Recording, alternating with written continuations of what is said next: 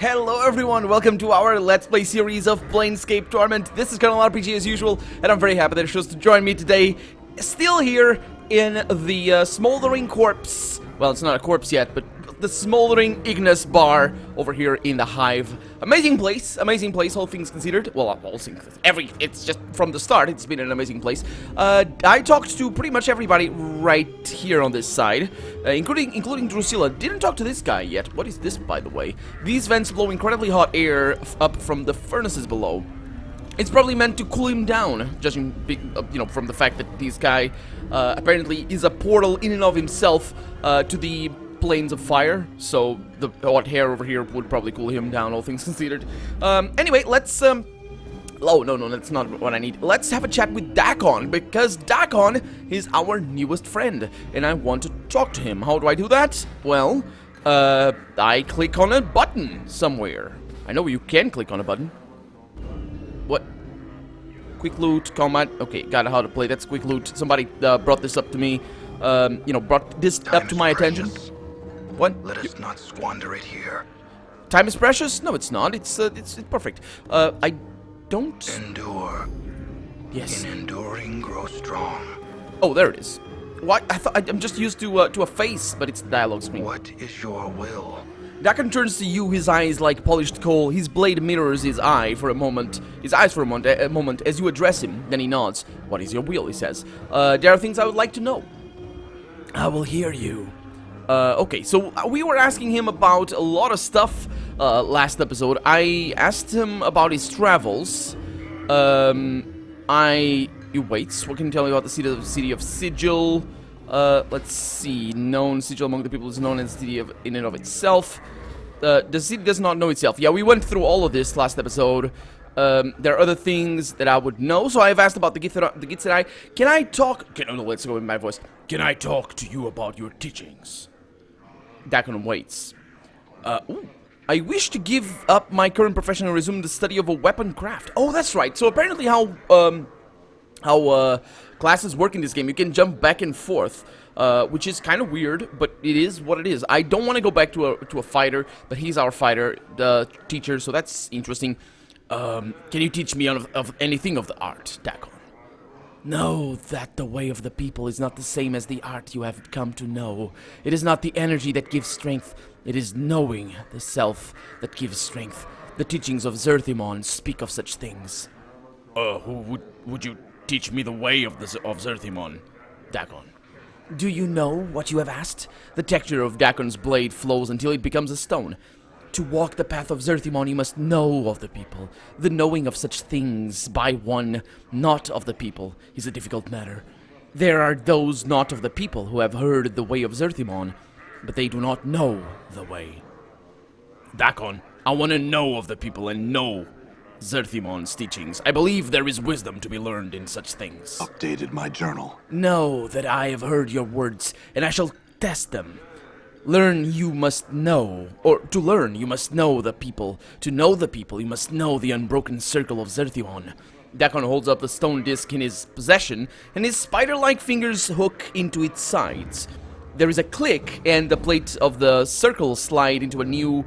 The plates of the circle slide into a new configuration. He reverses the motion, sealing the key. Now the first circle of Zerthimon is open to you. Study it, then I will hear your words.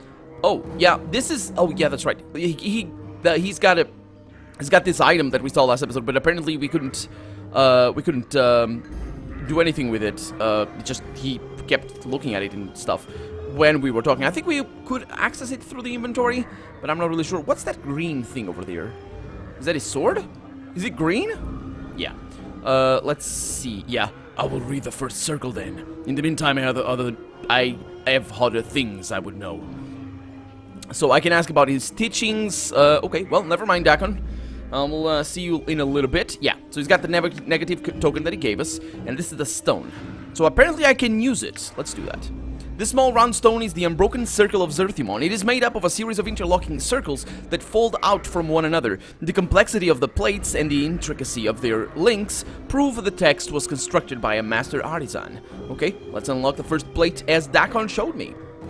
You mirror the motions that Dak'kon made upon the circle, and the plates give way to your touch, the rings sliding into a new configuration. Upon the rings are a series of symbols. The script is like no writing you have ever seen. It is a series of interlocking geometries with circles predominating. Just looking at it, you know the symbols and know you can read them. Okay, well, let's read them. Know that we are the first people, it reads. Okay. Once all was chaos, the first people were... Oh, once all was chaos. That's a sentence. The first people were thought drawn from chaos. When the first people came to know themselves, they were chaos no longer and became flesh. Okay. With their thoughts and knowing of matter, the people shaped the first world and dwelled there with their knowing to sustain them. Okay. Yet the flesh was new to the people, and with it, the people came to know themselves. It kind of goes in circles, doesn't it? The flesh gave rise to new thoughts, greed and hates, pains and joys, jealousies and doubts. All of these fed on each other, and the minds of the people were divided. In their division, the people were punished. The emotions of the flesh were strong. The greed and hates, the pains and joys, the jealousies and doubts, all of these served as a guiding stone to enemies. In becoming flesh, the first people became enslaved to those who knew flesh only as tools for their will. No, these beasts were the Illithids, who are, if I remember correctly, the sworn enemies of the Githzerai. We found the Illithids, we found a bunch of Illithids in both Baldur's Gate 1 and 2. More so in Baldur's Gate 2, because we went to the Underdark, because apparently they have like a stronghold down there. But we also found some Githzerai down in the stronghold of the Illithids in Baldur's Gate 2. And I'm pretty sure they are the sworn enemies. So, the Illithids see flesh as tools for their will, because they control the minds. That's what it is. They're mind controllers. The Illithids were a race that had come not to know themselves. They had learned how to make other races not know themselves. Yeah, but is that just figurative, or is that exactly what you mean when you say, know yourself and all that sort of stuff? Is that what he means, to know oneself? To control yourself more than anything? It would make sense. It would make sense in this line of thinking, because they came to know themselves, and they were chaos no longer and became flesh. So because they control themselves, the first people were thought drawn from chaos. So they are chaos themselves, or they were chaos originally, which meant they're sort of an extension of reality because of chaos. Considering chaos is part of reality, of course, which, There could be different ways of interpreting that, but I think they were chaos. Then they became they came under control, and they made themselves be flesh. So they're self-made, very much so. Not that they aren't the result of, again, natural laws and all that sort of stuff. The Illithids, on the other hand, I don't know what they are. I really don't know what they are. Let's continue reading. They were the tentacled ones, yeah. They lived in flesh and saw flesh as tools for their will. Their blood was as water, and they shaped minds with their thoughts. They also ate them, which is kind of bad. When the Illithids came upon the people, when it's the Illithids, because it's got those things, came upon the people, which are the Githzerai, the people were a people no more. But that was the second people over there is without a capital P. The people became slaves. Oh. The Illithids took the people from the first world and brought them to the false worlds. Which means every other? Or is it just in particular the worlds of the Illithid? As the people labored upon the false worlds, the Illithids taught them the way of the flesh. Through them, the people came to know loss. They came to know suffering. They came to know death. Both of the body and the mind. They came... the mind, sorry. They came to know what it is to be the herd of another and have their flesh consumed.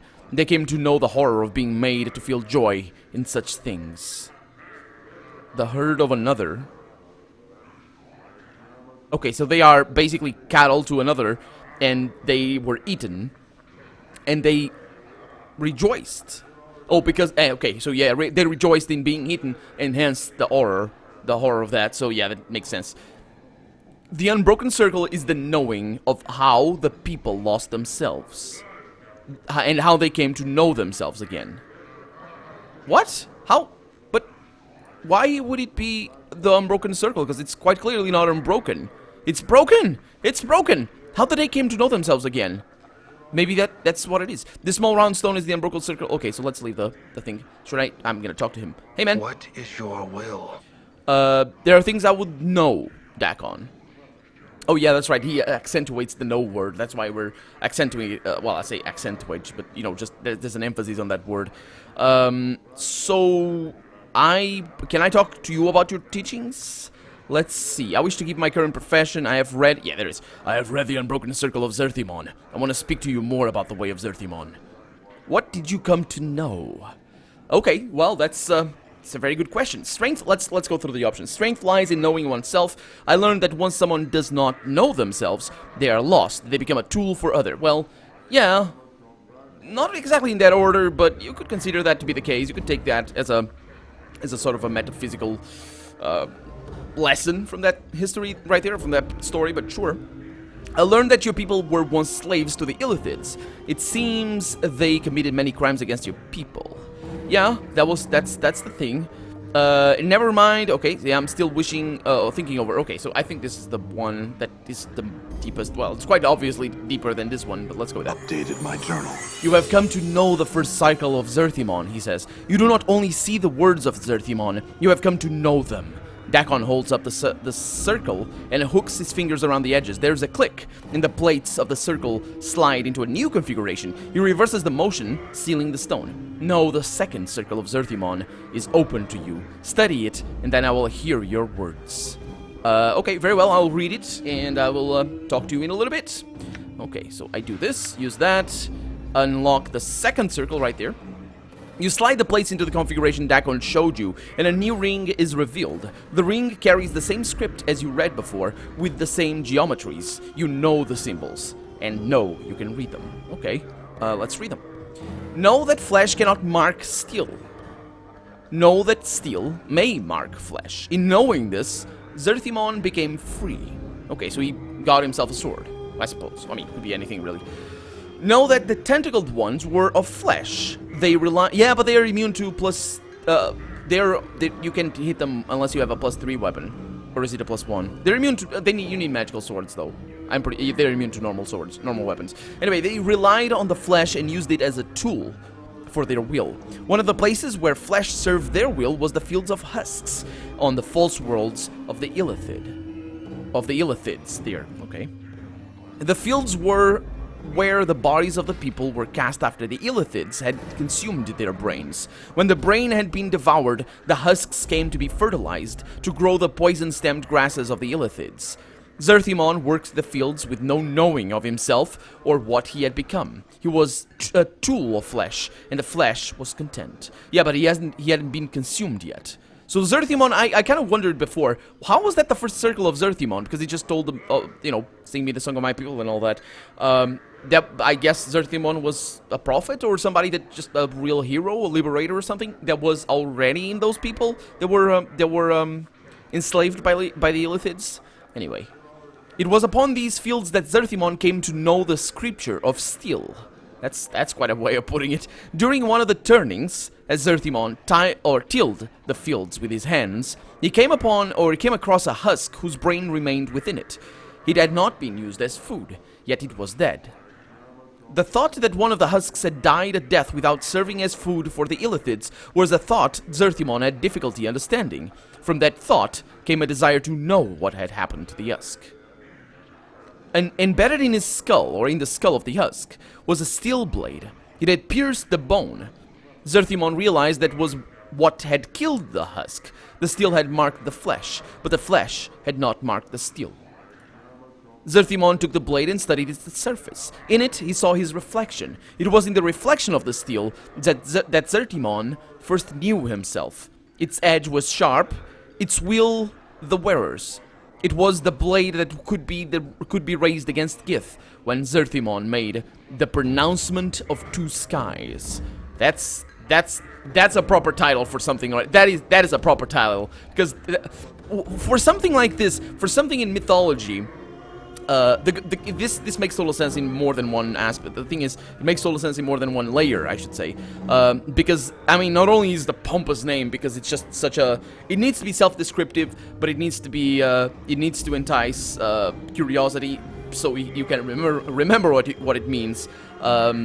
In something that is not written down, because this is just tradition. It's literally not written down. That's what tradition means. It's you know, it's with a word. That's what, you know, it's trans dicta. That's where it comes from. I think it is those words, but it could be something different. But it is what it means, tradition. And for something like this to be so weird to the English tongue, that really is pretty cool, because it probably is the direct translation to a more common sentence in whatever that I speak. Let's see. Zerthimon kept the blade for many turnings, and many were the thoughts he had about it. He used it in the fields to hate his work. In using it, he thought about how it was not used. Yeah, because, you know, yeah. The Illithids were powerful. Zerthimon had believed that there was nothing that they did not know. Yet the Illithids never carried tools of steel. They only used flesh as tools. Everything was done through flesh, for the tentacled ones were made of flesh, and they knew flesh. They controlled flesh right there. Yet steel was superior to flesh. When the blade had killed the husk, it was the flesh that had been weaker than the steel. Yeah, I'm pretty sure this is a magical weapon. If he's gonna use this to kill Illithids, it's gotta be a magical weapon. And I wonder if it's probably a unique item or something in the game. Let's see. It was then that Zerthimon came to know that flesh yielded to steel. In knowing that, he came to know that steel was stronger than the Illithids. Steel became the scripture of the people. Know that the steel is the scripture by which the people came to know freedom. Okay, sounds like a pretty simple, straightforward situation there. What is your will? Excuse me. So let's see. I would like to talk about your teachings.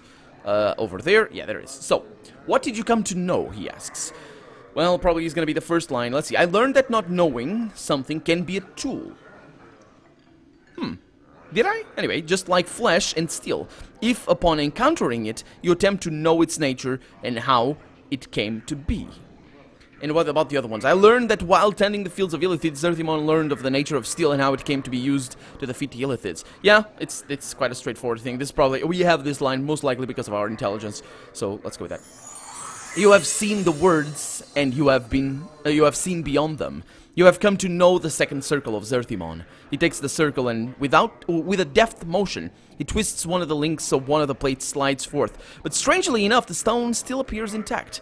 He hands the plate to you. Meditate upon this teaching, and the knowing of it shall give you strength. When you have absorbed it, you shall know more. Well, very well.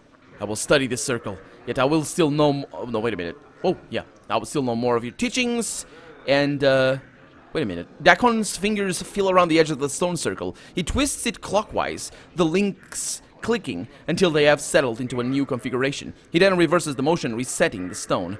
The next circle of Zerthimon is open to you. Study it, then I will hear your words. Okay, so he opened another one. I was kind of afraid he wouldn't open another one. Ooh, what? Oh, we gave a... No, wait. The second circle of... What? Oh, he gave me a thing. It's a spell. Allow the user to copy Scripture of Steel into Spellbook. Oh, that's pretty awesome, and it only is usable by a mage and the Nameless One as well. So this is a special thing. Know that the flash cannot mark steel. So it's basically the second... Okay, I wanna copy it, but I don't want to destroy it. I succeeded in learning the spell. Let's look at our mage book over here. Scripture of Steel. What does it do? 70 feet radius, duration 30 seconds. One of the earliest teachings of Zerthimon, Scripture of Steel grants +1 to hit, +1 to saving throws to all creatures that are friendly to the caster in a 70 feet radius. That is pretty good. It's kind of a shame that it works off of just on 30 seconds, but there we go. Did I destroy that thing? I did. That's I quite a hear shame. your words. I know you do. I know you do. Let me hear yours. Unlock the third circle. Basically, it's same as before. Let's read it. Zerthimon labored many turnings for the Illithid Arlathi, twice deceased, and his partnership in the cavernous heavens of the false worlds. His Is Dusty's? Oh, you mean the clothes. Would have broken the backs of many others. Or duties, not Dusty's. What? I'm sorry. Duties would have broken the backs of many others. But Zerthimon labored on, suffering torment and exhaustion. It came to pass that the Illithid, Arlathi twice deceased, ordered Zerthimon before him in his many-veined Galleria. He claimed that Zerthimon had committed slights of obstinance and cowardice against his partnership. Well, he kind of had, a little bit. The claim had no weight of truth, did it not? Okay. For Arlathi only wished to know if flames raged within... Oh, okay. Okay, that's interesting. Only wished to know if flames raged within Zerthimon's heart. He wished to know if Zerthimon's heart was one of a slave or of a rebel. Okay. Zerthimon surrendered to the Illithid punishment rather than reveal his newfound strength. He knew that were he to show the hatred in his heart, it would serve nothing, and it would harm others that felt as he. He chose to endure the punishment and was placed within the pillars of silence, so he might suffer for a turning.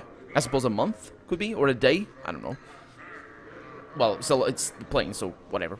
Lashed upon the pillars, Zerthimon moved his mind to a place where pain could not reach, leaving his body behind. He lasted a turning, and when he was brought before Arlathi twice deceased, he gave gratitude for his punishment to the Illithid, as was custom. In so doing, he proved himself a slave in the Illithid eyes, while his heart remained free. Well, he was a very valorous person. I mean... Of course, it's the retelling. It would be interesting if we could see that, you know, his internal turmoil, and actually the heroic bit of that most likely being just the enduring of the punishment itself, just being capable of shutting off the pain, because, you know, that's, I don't know how Illithids work, or not Illithids, gifts that I work, because, you know, if they are like us, it's pretty difficult. It's pretty, but not impossible. So yeah, I finished reading the books. By enduring the quenching the fires of his hatred... Oh, but by enduring and quenching the fires of his hatred, he allowed Arlathi twice deceased to think him weak. When the time of the rising came, Arlathi was the first of the Illithid to know death by Zerthimon's hand and die a third death. Huh. So, I should have... I didn't make the calculations correctly. I thought he had died just once because he was, you know, that would be the twice reborn, or the twice born, I guess. But no, he had died twice already. So this was the third life, and he lost it, and game over, yeah. Yep, that's that. Let's have a chat again with him. Your will? Let's see. My will is to talk about your teachings and about that. So what did I know? Endure, in enduring grow strong. Oh, somebody has commented this in a previous episode.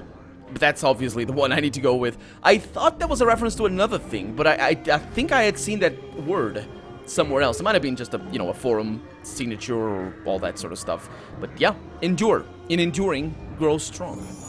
The words you speak seem to strike Dak'kon strangely. As you speak them, his forehead creases, then resettles into its normal passive expression.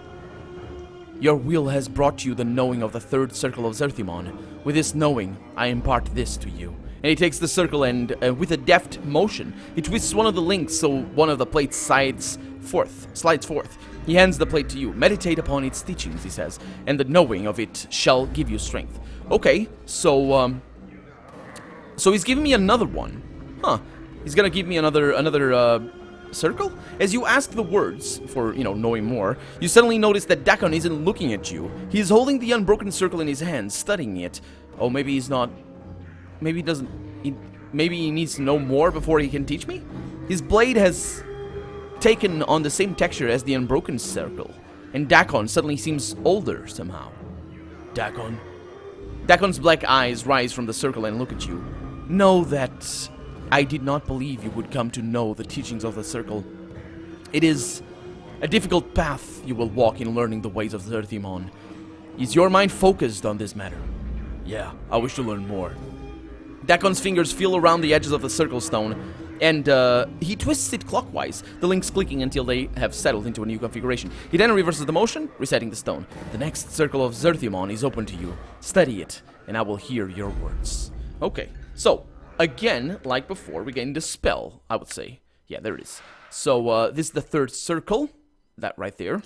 So, I didn't gain the spell of the first one. I guess that was pretty easy.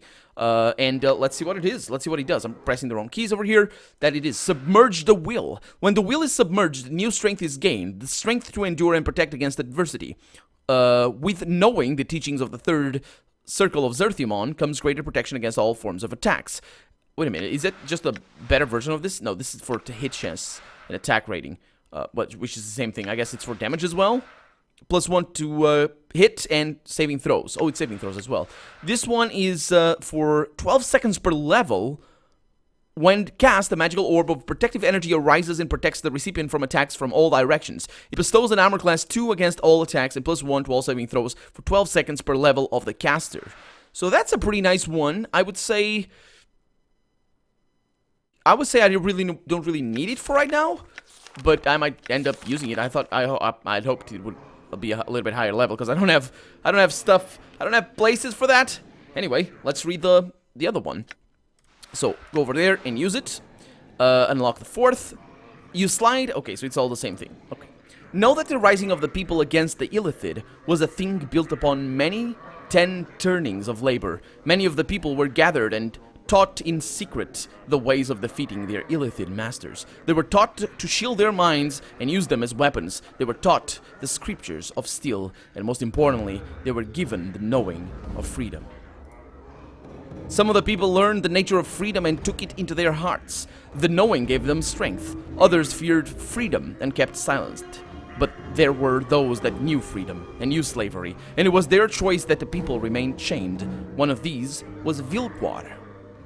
Vilquar saw no freedom in the rising, but opportunity. He saw that the Illithid had spawned across many of the false worlds. Their worlds numbered so many that their vision was turned only outwards. So all they did was, all they did not already touch. Vilquar's eye saw that much took place that the Illithid did not see. To the rising, the Illithid were blinded. Vilquar came before his master, the Illithid Zigitaris, with the knowing of the rising. Vilquar added to his chains and offered to be their eyes against the rising. In exchange, Vilquar asked that he be rewarded for his services. The Illithid agreed to his contract. At the bonding of the contract, a dark time occurred. Many were the betrayals Vilquar committed, and many were the people that the Illithids fed upon to stem the rising. It seemed that the rising would die before it could occur, and the Illithid were pleased with Vilquar's eye. It was near the end of this dark time when Zerthimon came to know Vilquar's treacheries. And knowing Vilquar's eye, Zerthimon forced the rising to silence itself, so that Vilquar might think at last his treachery had succeeded and the rising had fallen. He knew that Vilquar's eye was filled only with the reward he had been promised. He would see what he wished to see. With greed beating in his heart, Vilquar came upon the Illithid Zigitaris and spoke to his master of his success. He said that the rising had fallen, and the Illithids were safe to turn their eyes outwards once more. He praised their wisdom in using Vilquar's eye, and he asked them for his reward. Let me guess, they killed him. In his greed blindness, Vilquar had forgotten the knowing of why people had sought freedom. He had lost the knowing of what slavery meant. He had forgotten what his Illithid masters saw when they looked upon him. And so Vilquar's betrayal of the people was ended with another betrayal. Vilquar came to know that when Vilquar's eye had nothing left to see, Vilquar's eye was useless. The Illithid gave to Vilquar his reward, opening the cavity of his skull and devouring his brain. Vilquar's corpse was cast upon the fields of husks, so its blood might water the poison-stemmed grasses. And with that, we can conclude that the Illithids are terrible and also idiots. Because they basically destroyed their only tool. That's not how you do it, but they are idiots. They are idiots and terrible, yes, but idiots. Anyway, I'm not sure that's going to be the lesson we actually learned from that, but we'll figure it out next episode because we're out of time. So for right now, I'm Colonel RPG, and this has been Planescape Torment. I really hope you've enjoyed it, and if you did, go ahead and leave a comment, like the video, but above all, thank you so much for watching, and I hope I'll see you next episode. Bye-bye!